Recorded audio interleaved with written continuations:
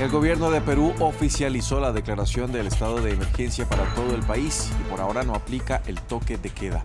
La medida, que regirá por 30 días, obedece a las protestas y bloqueos que se desataron tras la destitución de Pedro Castillo y que dejan varias personas muertas. América Latina es la región más peligrosa para ejercer periodismo, según el más reciente reporte de Reporteros Sin Fronteras.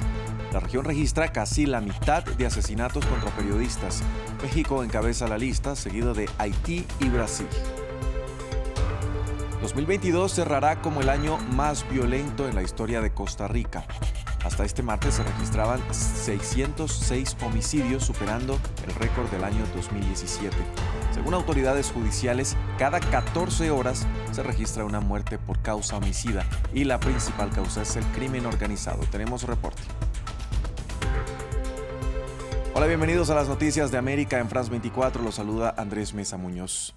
Empezamos en Perú. Durante 30 días el país permanece bajo un estado de emergencia declarado por el gobierno debido a las protestas que iniciaron tras la destitución del expresidente Pedro Castillo. Por otro lado, se espera que este jueves se lleve a cabo la audiencia en la que se definirá la prisión preventiva contra el exmandatario. Desde Lima, nuestro corresponsal Francisco Zacarías explica en qué consiste exactamente el estado de emergencia. El gobierno de la presidenta Dina Boluarte declaró el estado de emergencia a nivel nacional por 30 días para frenar la violencia propulsada por las protestas. Se trata de un tipo de régimen de excepción establecido en el artículo 134 de la Constitución peruana. Es una medida temporal y excepcional que suspende los derechos constitucionales relacionados a la inviolabilidad de domicilio, libertad de tránsito, libertad de reunión y seguridad personal. El estado de emergencia impuesto por Dina Boluarte en todo el Perú establece que la policía mantiene el control del orden interno con el apoyo de las Fuerzas Armadas para restablecer el orden y usar la fuerza cuando sea necesaria, pero respetando los derechos humanos de las personas. Las autoridades peruanas tomaron la decisión de aplicar la medida ante las críticas de diversos sectores que señalan que la presidenta Boluarte se ha demorado en imponer el principio de autoridad, dejando que las protestas se incrementen. El gabinete de crisis le dijo a la mandataria peruana que se tenía que movilizar a las Fuerzas Armadas para poner control en el interior del país y sobre todo en Lima, donde grupos radicales planean concentrar las protestas. El más reciente informe de Reporteros Sin Fronteras indica que América Latina es la región más peligrosa del mundo para ejercer el periodismo. La región registra casi la mitad de los 57 asesinatos contra periodistas que se reportaron en lo que va de 2022. México encabeza la lista de países más afectados, con 11 periodistas asesinados como consecuencia de sus investigaciones sobre cárteles, redes criminales y corrupción. Le sigue Haití con 6 y Brasil con 3. La organización ve con mucha preocupación el aumento de estas cifras, pues en 2021 se registraron 48 asesinatos y 50 en 2020.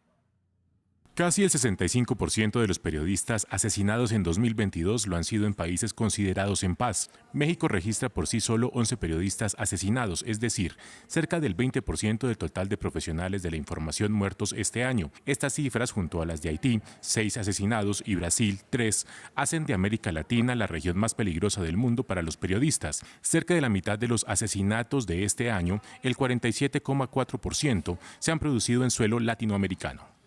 Pasamos a Costa Rica. Según el organismo de investigación judicial, solo hasta este martes el país registraba 606 muertes y así superó las 603 que se registraron en 2017, que era la cifra récord. Así las cosas, 2022 cerrará como el año más violento en la historia de esta nación centroamericana. La ampliación de esta noticia con nuestra corresponsal Cindy Regidor.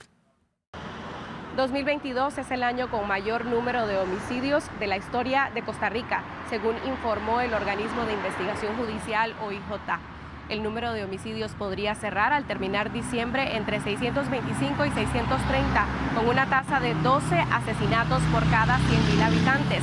En promedio, cada 14 horas hay una muerte por causa homicida en este país de 5 millones de habitantes. La principal causa es el crimen organizado, pues los funcionarios del organismo de investigación judicial estimaron que casi el 60% de los asesinatos ocurridos en 2022 están relacionados a ajustes de cuentas y venganzas por narcotráfico, es decir, por pugnas entre grupos por lucha de territorios o luchas dentro de los mismos grupos delictivos en la venta de drogas. Para los jerarcas del OIJ, en el aumento de homicidios también incide la falta de empleo y oportunidades que empuja a ciudadanos a involucrarse en actividades violentas como el narcomenudeo. Otro de los principales motivos por los que se dan estas muertes violentas son las riñas y los asaltos. Las autoridades de seguridad pública mostraron preocupación ante esta cifra, aunque la tasa continúa siendo baja en comparación con las de otras naciones centroamericanas. Vamos a Estados Unidos. En el estado de Nueva York ya se han repartido las primeras 36 licencias para la venta legal de marihuana. En los próximos días se repartirán las 114 restantes hasta un total de 150 en este año 2022. Uno de los requisitos imprescindibles para aplicar a ser propietario es tener un negocio exitoso que tenga al menos 2 años de antigüedad y también haber cumplido condena por consumo o venta de cannabis. Es la apuesta del gobierno estatal para pedir perdón por años de persecución racista, por un delito que ya no será castigado por la ley. Mamen Sala nos cuenta más. Naomi es una de los 36 afortunados que ha ganado una licencia para vender marihuana legalmente en Nueva York. Gracias. La noticia llegó a finales de noviembre. Para ella fue toda una sorpresa salir triunfadora entre más de 900 aplicantes. Estaba llorando, saltando de un lado a otro. Yo y mi familia estábamos súper felices. Yo no lo podía creer. Le acompañamos a este primer encuentro de nuevos empresarios en el mundo del cannabis. Una cita que le permitirá conocer las últimas novedades del mercado, así como elegir elementos de decoración y consumo para su futuro dispensario. Antes de que acabe el año, el gobierno neoyorquino le cederá un local para que venda cannabis. Este es un vaporizador en el que puedes poner flores allí, luego tirar y luego fumar. Hoy ha venido sola, pero al frente del negocio le acompañará su hermano. Gracias a él consiguieron la licencia porque era el candidato perfecto. Vengo de una familia que sufrió la ley por la guerra contra las drogas, con mi hermano teniendo condenas. Y cuando hicieron públicos los requisitos de lo que necesitabas para aplicar, yo sabía que calificábamos, así que apliqué. Lo mismo hizo Cosmarte, que todavía espera ganar una de las 114 licencias que el Estado repartirá este mes. Cuando se enteró de que tenían prioridades miembros de comunidades atacadas y discriminadas en la guerra contra las drogas, supo que debía aplicar. El gobierno ha ponido más policía en el vecindario de nosotros que en cualquier otro vecindario. Cuando dices nosotros, ¿a qué te refieres? Bueno, lo moreno y lo hispano. Nunca imaginó que la experiencia y sus 6 años en prisión por tráfico de drogas le ayudarían en su futuro profesional. Yo creo, porque yo sé mercado bien, yo creo que me deben dar la licencia. Gracias a Cosmarte, Naomi y el resto de nuevos comerciantes legales de marihuana, las autoridades esperan recaudar cerca de 350 millones de dólares anuales en impuestos por la venta de cannabis. Cerramos con noticias del fútbol. Argentina ya tiene un rival para disputar la final del Mundial de Qatar 2022 este domingo. Se trata de Francia, que este miércoles venció a Marruecos con 2-0. Los argentinos, al igual que los franceses, buscarán sumar una tercera estrella a su camiseta.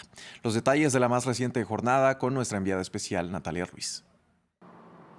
Francia podrá defender su título mundial en la final ante Argentina tras vencer 2-0 a Marruecos aquí en el estadio Al Bayt. Marruecos, que perdió a Aguerd, uno de sus hombres claves, en el calentamiento. Francia abrió el marcador muy temprano, minuto 5, gracias a Teo Hernández en una volea imposible que logró encajar en la portería de Bono. Bono, quien recibe su primer gol en este mundial, porque el único que había recibido había sido en portería propia.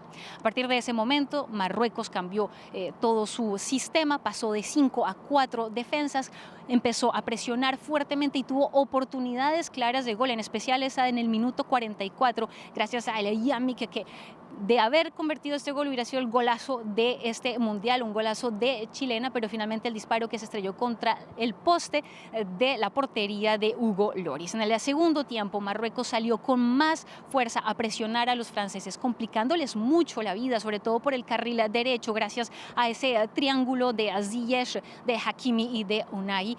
Y finalmente pues fue la entrada de Colomani la que cambió absolutamente todo. Minuto ya 79, gol del francés para adelantar y ya callar a toda la hinchada marroquí, que quedó completamente en silencio en este estadio. Luego ya vinieron las lágrimas de tristeza por parte de los hinchas marroquíes. Los Leones del Atlas, que de todas maneras, lo dijo su entrenador Walid Regragui, irán a pelear el tercer lugar ante Croacia este sábado, mientras que Francia buscará revalidar su título mundial ante la albiceleste. Eso será el domingo. Hasta aquí este informativo. Gracias por acompañarnos.